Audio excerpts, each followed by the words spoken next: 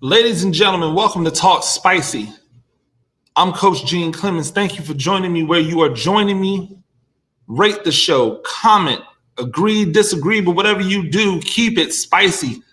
5-star ratings are appreciated. And if you are joining me on my YouTube channel, like and subscribe or tell a friend. You can probably hear in my voice, I'm not happy. I'm not.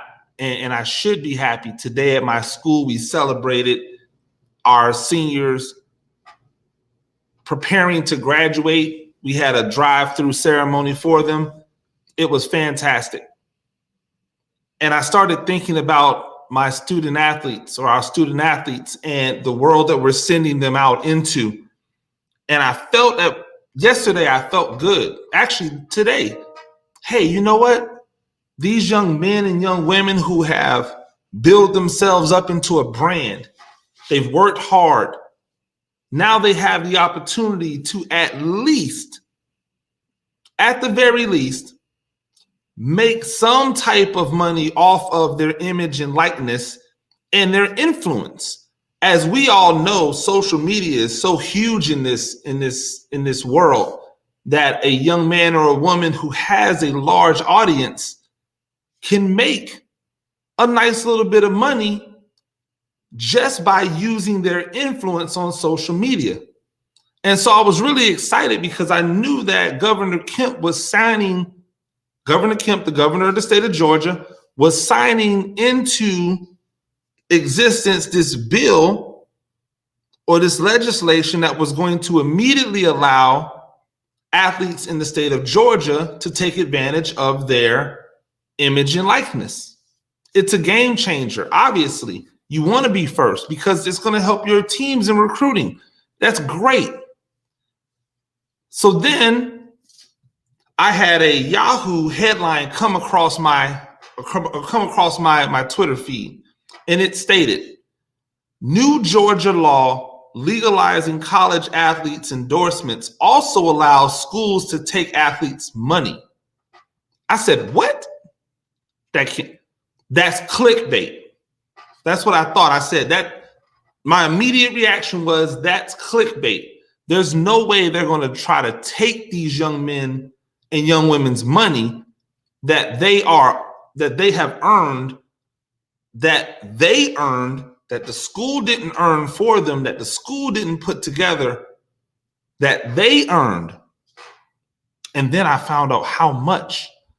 Up to 75% of the money that they make can be collected by the school to be put into essentially a fund to pay out to athletes equally as they leave.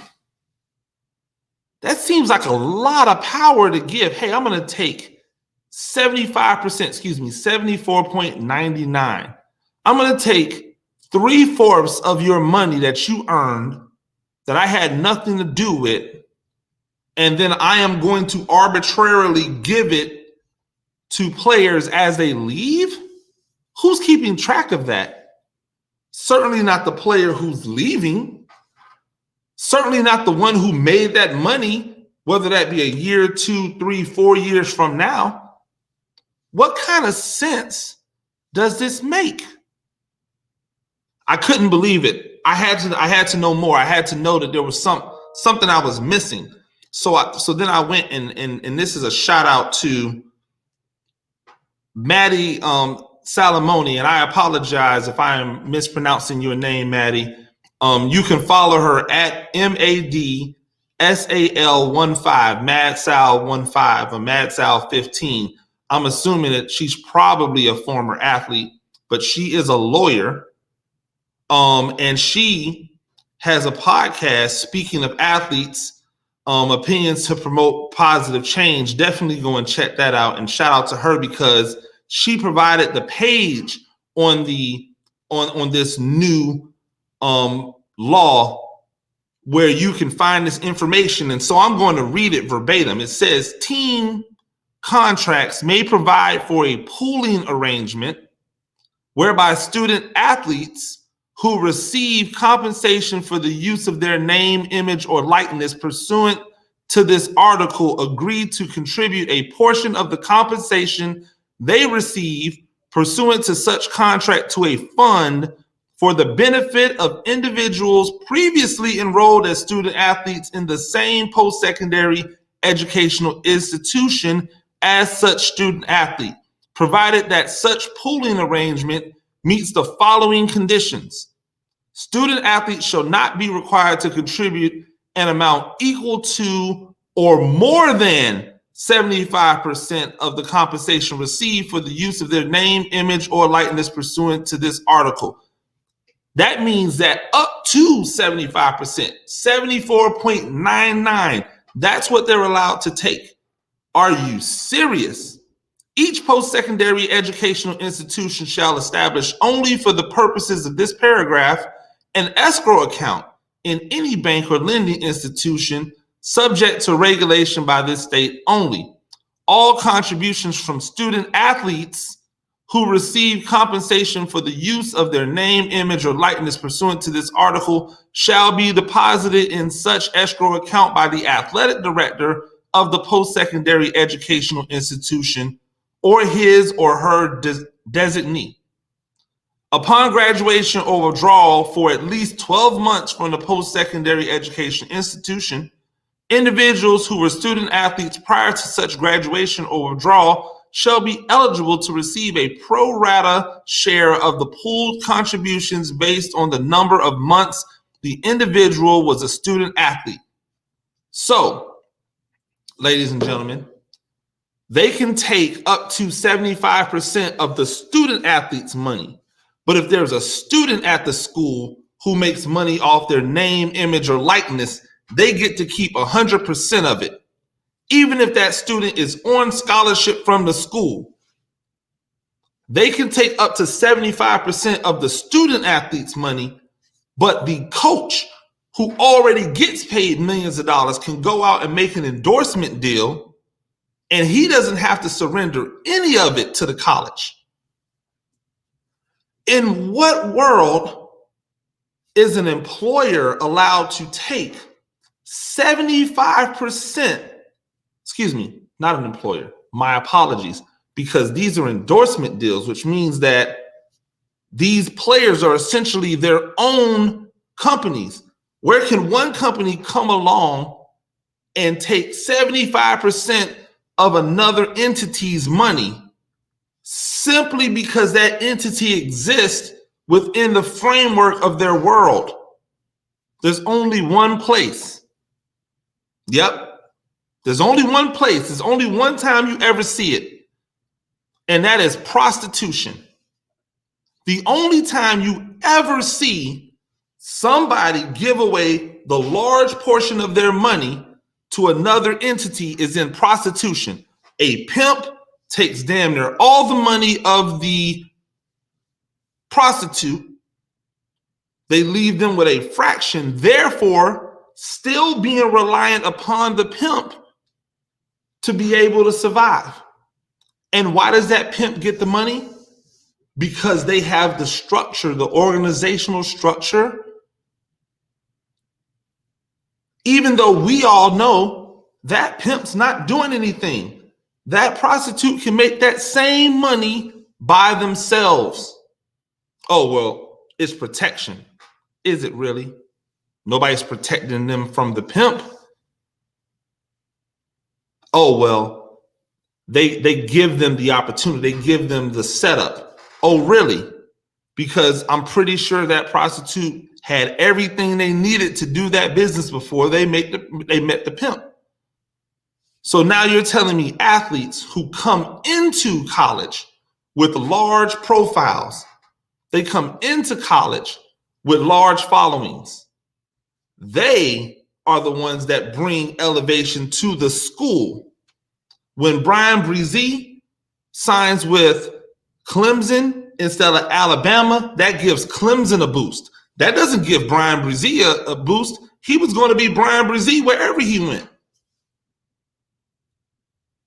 When a talent like Trevor Lawrence chooses Clemson over Georgia.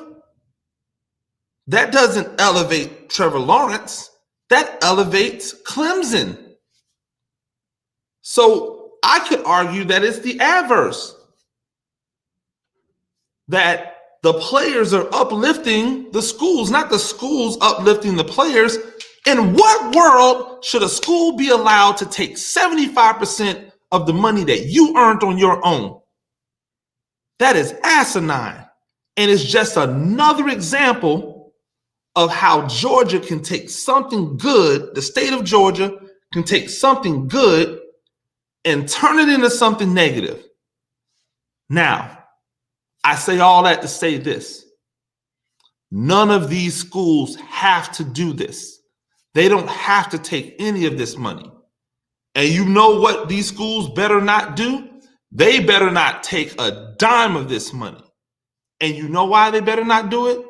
Because the moment they do, that's going to give them a disadvantage, because I guarantee you the schools in Florida won't be set up to do that. And the schools in California won't be set up to do that. And the schools in Alabama won't be set up to do that. So if they want to continue to compete at the same level of these other SEC schools, Tennessee, Kentucky, the Carolinas, Missouri, wherever you find an SEC school, Texas, they better not take that money.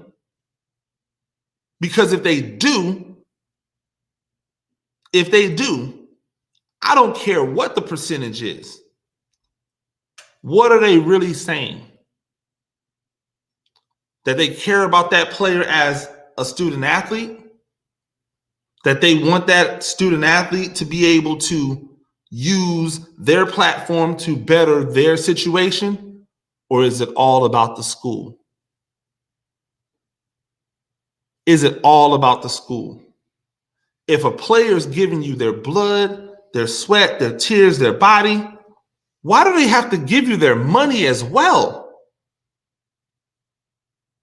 We're not saying, hey, Georgia hooked up these players with an opportunity to get paid off their likeness, and now Georgia should get a percentage of it. We're saying Georgia gets a percentage of all of their money, regardless if they had anything to do with the hookup.